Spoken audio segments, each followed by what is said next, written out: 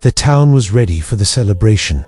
Chairs were set out on lawns, the scent of meat on grills filled the air, and music was just starting to test the limits of its speakers.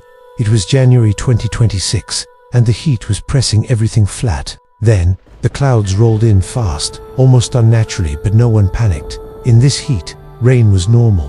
Rain was a welcome relief. The first drops hit the ground, but they didn't splash. They just sank. The dry earth swallowed the water like it was desperately thirsty.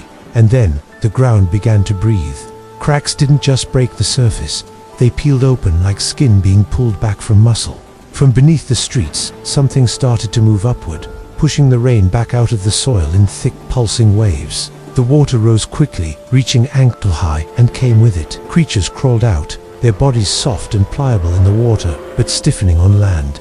They had too many limbs and no clear front or back.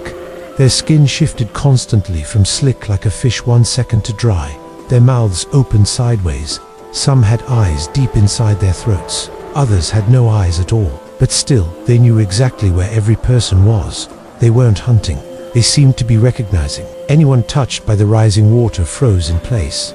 Their skin hardened, then split open as smaller, fully formed versions of the creatures climbed out from inside, screaming with no sound. The storm worsened, but the rain was no longer falling from the sky. It was coming up from the ground.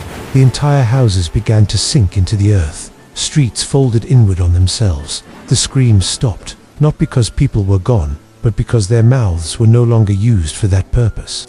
By morning, the town had vanished. There were no ruins, no bodies, just a smooth, wet plain where nothing ever dries. Government barriers went up almost immediately. Drones sent in to investigate never returned. Animals refused to cross the boundary.